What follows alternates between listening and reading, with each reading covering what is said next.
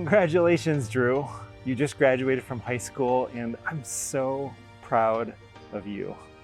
Sycamore Creek has a tradition of celebrating graduates on the first Sunday in June, and we often ask a graduate to participate in the message that day. So, as part of your graduation, I've invited you to help me give the message today. Now, as we get going here, let's take a moment and just have you introduce yourself. Can you introduce yourself to us?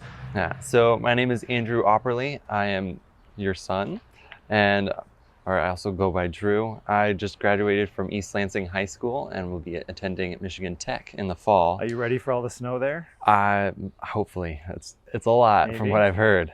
Yeah. I have been a part of Sycamore Creek since I was a baby when you guys first started attending, and it's been a great time. Well, congratulations again, Drew. Just to be super clear, Drew is my son, in case you didn't notice the matching outfits. And congratulations to all of our Sycamore Creek graduates. We're really proud of you. We want to celebrate today your accomplishment. Way to go. Now, Drew, I get the honor today of giving a message with my son, which is pretty exciting and not something that I expected for your graduation. Can you tell us, why were you willing to do this? I'm mostly doing it just because it sounded fun. I have been watching you preach for years now, and I've been going to church for all my life, and I wanted to preach a message. Well, you certainly have the right outfit to do it. Way to go. I think every parent has this experience where they see their child at every age.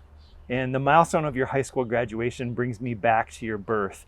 I remember you at every age from birth all the way through what you are today. Now, you clearly don't remember the day of your birth, but in our family, we tell you the story of your birth every year on your birthday. And so after 18 years now of us telling that story, I'm guessing you're somewhat familiar with it. What do you remember about the story of your birth? Yeah, I've heard many stories, and there are a few different parts of the story that stand out to me. One of them was when you arrived at the hospital and the nurses didn't believe that mom was ready to have a baby because she was so chipper and basically excited and ready. She was. And they were like, this is not normal. You should be in a ton of pain. Another part I remember was that our doctor was at the Lion King at the Wharton Center and wasn't available. So he had to leave the Wharton Center to come deliver me at the hospital. Yes.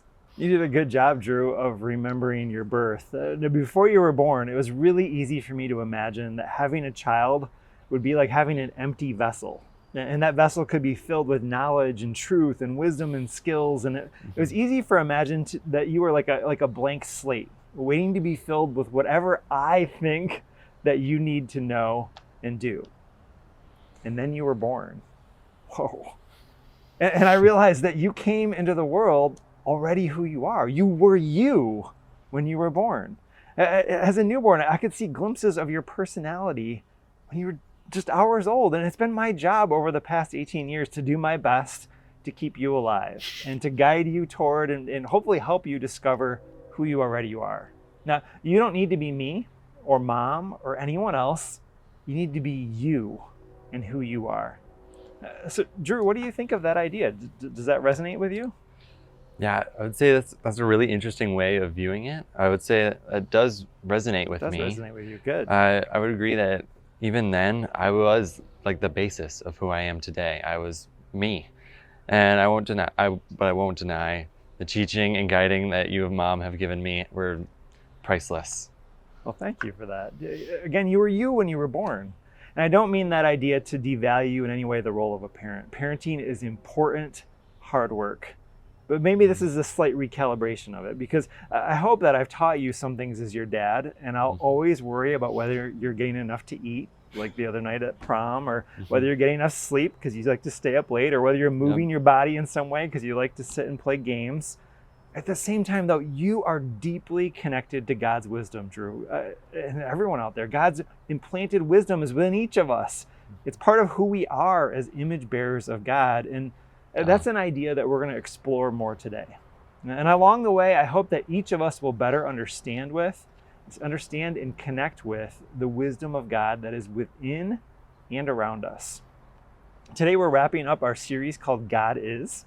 It's a series based on a book by Mallory Wyckoff of that name. And throughout this series on God is, we've explored some metaphors for God, some ways of helping us grasp who God is. And along the way, we've discovered that God is continually more than we might imagine, more expansive, more loving, more mysterious, more gracious, more feminine than we can imagine. And we're concluding today by reflecting on God as wisdom within.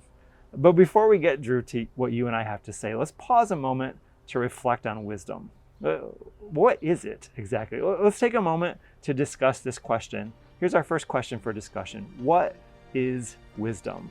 Let's take a moment and talk about that.